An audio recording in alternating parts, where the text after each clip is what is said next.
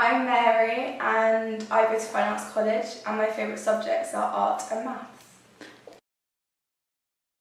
I enjoy school. Cool. I like hanging out with my friends. Then I enjoy most subjects.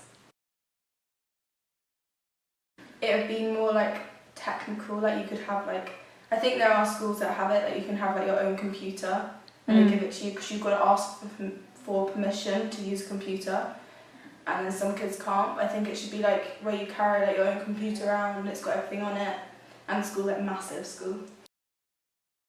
The pressure of exams, because if you don't pass your exams you won't do well in the future, and that's a bit like daunting to know that you have to do well in these exams if you want to be like at the top when you're older.